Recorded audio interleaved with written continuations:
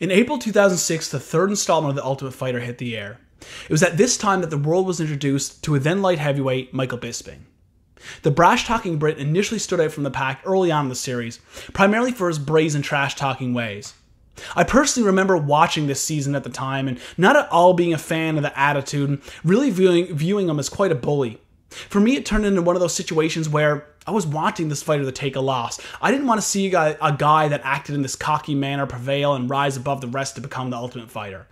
We were over 10 years removed from that time, and I don't mean any disrespect to any of the past contestants or winners of Tough, but back then, winning the Ultimate Fighter was very meaningful, more so than it's ever been, and I couldn't stand the thought of this guy reaching that pinnacle. So much to my dismay, not only did the Count dispatch of his opponent in the very first fight in the house, he then went on to get his second opponent out of there by stoppage even faster than he did in the first fight. So off to live TV on the Ultimate Fighter finale he goes to take on fellow light heavyweight Josh Haynes.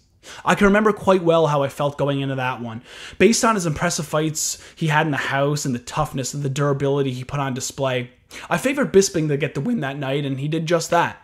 At the 4-minute and 14-second mark of the second round, the ref called a halt to the bout, and Bisping was crowned the Ultimate Fighter and awarded a 6-figure contract with the UFC.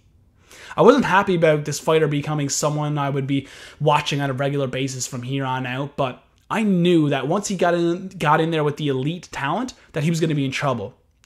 But I was wrong there. He then went on to rattle off 3 decisive victories, and while he did have that streak disrupted by a loss to Rashad Evans, it was almost as good as winning 4 in a row, as that was a very close fight that went to a split decision, and many thought that the Count probably should have gotten the nod in that one. When I look back at it, it wasn't so much the skill set that made me think that he'd have trouble when he got to the show. I just had such disdain for the attitude and the way he carried himself at the time, and I just didn't want to believe that a guy like this was going to have his way in the UFC. So it was exactly 2 years after his introduction to the world of MMA in April of 2008 when Bisping made his middleweight debut, coming off of that loss to Rashad. This ended up being the beginning of yet another 3-fight winning streak. After knocking off a few upper echelon middleweights, Bisping earned himself not only a middleweight title eliminator fight against Dan Henderson, but also a gig coaching against his future opponent on the very same show he was once a contestant on. I thought I didn't like Bisping as a contestant on Tough, but the Count as a coach opposite of Dan Henderson on The Ultimate Fighter, United States versus United Kingdom, brought things to a whole new level. There wasn't a moment in that season where, if the two coaches were in the same room, that Bisping wasn't jawing at Henderson. I remember constantly feeling bad for Hendo, as he never really said a word. He just kind of sat back and took the verbal assault while 2 of the teams looked on. It was embarrassing to watch, but eventually the season came to an end. And then came that fateful night, UFC 100.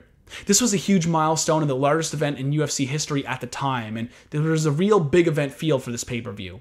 I remember talking to friends leading up to this event and saying how I hope Bisping gets his for all the disrespect he showed Hendo and Team USA. And I felt strongly about it. And we all know how the story goes. Bisping ended up being on the receiving end of one of the most devastating knockouts in MMA history.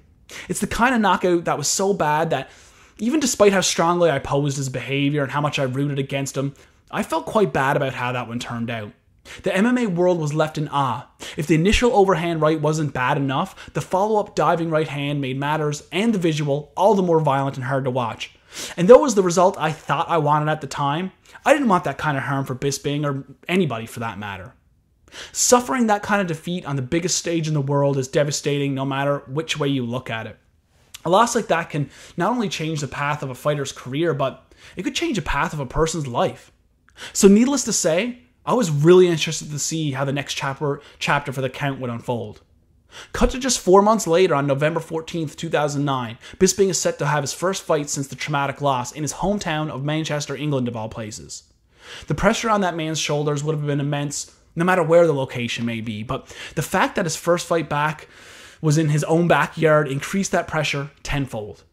Having been following the man's career for about 3 years at that point, I was intrigued to say the least, especially considering the UFC was not lobbing him a softball. His opponent Dennis Kang was a very dangerous striker. Round 1. Bisping takes to the center of the octagon in an aggressive manner. The two circle and boom! Kang lands a right hand to the temple, dropping the count, and following up by jumping on top of him and throwing punches from the guard. While Bisping is active in protecting himself on the ground, Kang spends the rest of the round on top, landing shots to the dome repeatedly. When the horn sounds, the two go to their respective corners. Bisping's corner starts telling him that now is the time when he needs to start taking over and picking up that pace, to which Bisping responds, "What happened?" He had no idea how they ended up on the ground and does not remember them getting punched or anything of the like. Round 2. The two circle each other at a high pace, but this time it's Bisping scoring the takedown, and he starts raining down punches as the hometown crowd roars. Kang manages to get back to his feet, and the two circle again, trading punches, only for Bisping to barrel forward and take Kang down again, this time landing even harder shots from the top and busting up Kang quite a bit.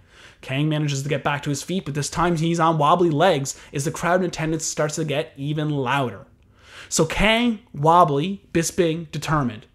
The two circle for one last time as Bisping takes down his foe and relentlessly rains down blows and throws knees to the body of his battered opponent, having referee Dan Miragliotta call a halt to the bout at 4 minutes and 24 seconds of the second round. There are many memorable things about how that fight ended. The crowd's reaction was something to behold. The modesty Bisping put on display during his post-fight interview was admirable, and the Count bringing in his son into the octagon to display his own martial arts prowess was an awesome way to cap off the redemption. It was on that night that I started to appreciate Bisping as a mixed martial artist and to become a fan. And since that time, what he's managed to accomplish is equally or even more impressive than the feat of having such an impressive performance after such a devastating loss. He has fought everybody. Wanderlei Silva, Chael Sonnen, Brian Stann, Vitor Belfort, Tim Kennedy, Kong Lee, Luke Rockhold, Anderson Silva, George St. Pierre. Not to mention, he got a second crack at Dan Henderson and avenged that loss. He has lost some, but won most. Never mind the fact that 10 years after his UFC debut, on just 11 days' notice, he finally gets a title shot against one of the most highly regarded middleweights in MMA and knocks him out in the very first round, becoming the undisputed UFC middleweight champion of the world. May 29th, 2018, the Count announces his retirement. Following Michael Bisping's career over the past 12 years has been an awesome ride. He's had the highest of highs and the lowest of lows, but no matter what stage he was at, he was always a prominent figure in our sport. It's sad to see him go, but it's been very satisfying to watch the journey of the brash-talking Brit go from a complete unknown to a complete legend of this sport.